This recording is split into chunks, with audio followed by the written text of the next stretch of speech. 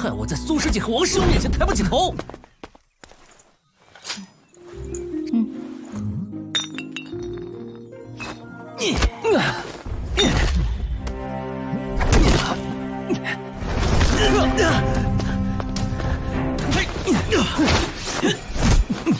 原来只是个小瘪三啊！狂妄！看样子你想通了。晚辈这几日就要离开洗剑阁了。你根骨愚钝，注定难行。可是我真的不甘心就这样一生为奴，不甘心我凌云的人生终将踏足武道巅峰。Oke, kembali lagi bersama Bang Jago. Seperti biasa, Mimin selalu mendoakan kalian semoga selalu dalam keadaan sehat dan dalam kondisi terbaik ya. Di video kali ini admin akan merekap donghua baru lagi nih. Donghua ini berjudul Ye Si Dujun, menceritakan tentang seorang budak pedang yang bernama Lin Yun. Dia selalu ditindas dan diremehkan oleh semua murid di sekte King Yun. Hingga pada akhirnya ia pun merasa putus asa karena jalannya menjadi seorang praktisi ternyata sangatlah sulit. Lalu apakah dia akan benar-benar menjadi seorang praktisi nomor 1 atau malah sebaliknya yakni terus menjadi seorang budak? Jadi jika penasaran langsung saja tak berlama-lama kita masuk ke isi ceritanya.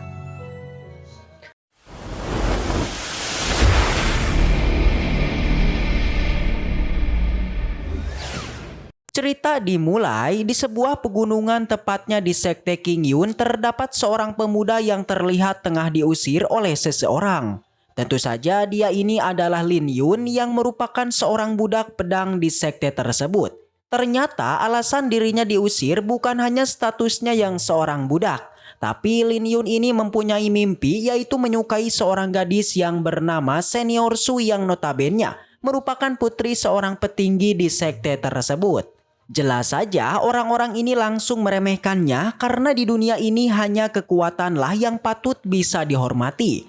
3 tahun sudah Lin Yun ini bergabung di sekte King Yun sebagai seorang budak. Namun niatan ingin menjadi praktisi dirinya malah diperlakukan semena-mena karena itu tadi dia ini tidak mempunyai bakat apapun.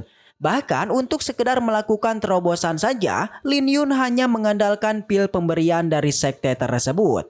Alhasil Lin Yun pun tak pernah diterima yang bahkan selalu diabaikan oleh sekte King Yun. Hingga suatu hari dirinya pun mulai putus asa dan memutuskan pergi dan sampailah pada sebuah pegunungan yang di sana ia pun menemukan adanya sebuah batu yang terlihat aneh. Yang mana batu itu dilapisi oleh sebuah petir. Tapi melihat itu ia tak lantas memikirkannya dan kembali duduk untuk mempelajari ilmu bela diri pada sebuah buku.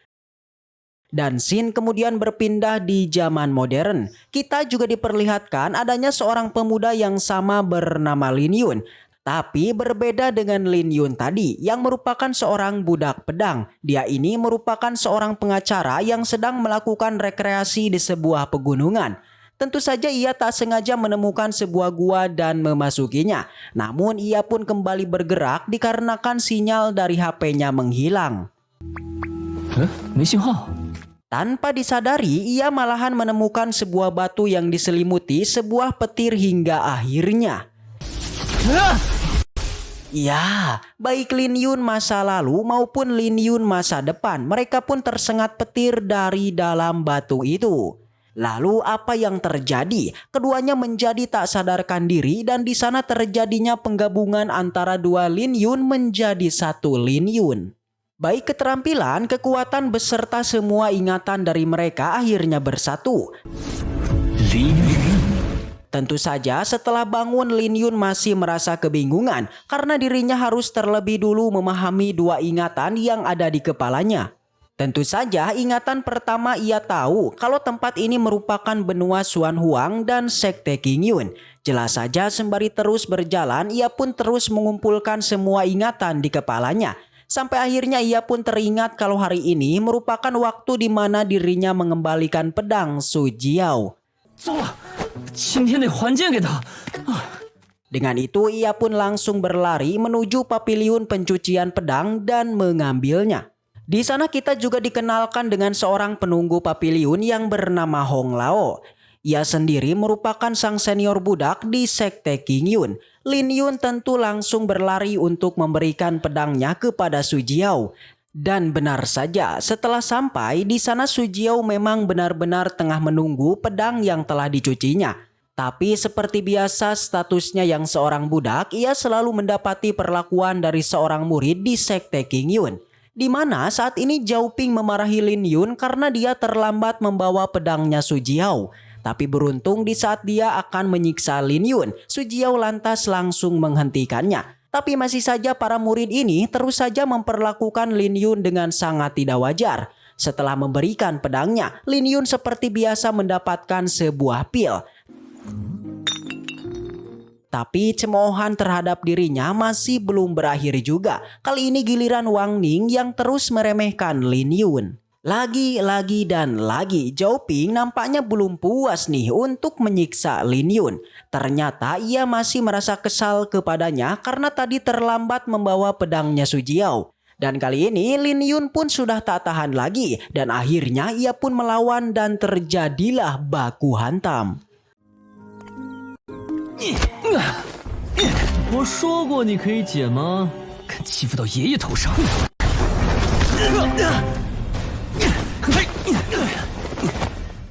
Setelah beberapa gerakan diperlihatkan, Zhao Ping nampak terkejut dengan keterampilan Lin Yun yang menurutnya telah meningkat pesat. Namun meski begitu, menurutnya Lin Yun ini masih belum bisa untuk mengalahkannya. Tapi apa yang terjadi? Ya, tiba-tiba Lin Yun menjadi kuat sampai akhirnya mampu membuat Zhao Ping kewalahan. Dia menyadari kalau Lin Yun ini telah memahami teknik Dauqi dan sirkulasi darah. Tak ingin dipermalukan, Zhao Ping kembali bangkit dan kembali untuk melakukan baku hantam. Kali ini giliran Lin Yun yang terkena pukulan telak karena entah kenapa kekuatan barusan seakan menghilang dari dalam tubuhnya. Beruntung Zhao Ping ini tak lantas terus menyiksanya karena hari ini diharuskan menyelesaikan misi di sekte terlebih dulu. Namun ia tetap berjanji setelah menyelesaikan misi ia pasti akan menemui Lin Yun dan menghabisinya. Setelah pertarungan usai, Lin Yun kemudian kembali ke paviliun pencucian pedang. Di perjalanan, ia lagi-lagi terus mengingat semua hal yang ada di sekte ini. Mulai dari semua murid hingga tempat pencucian pedang yang kini ada di depannya. Perlahan demi perlahan Lin Yun mulai mengingat serta mulai memahami keinginan beserta mimpi yang sebelumnya diinginkannya.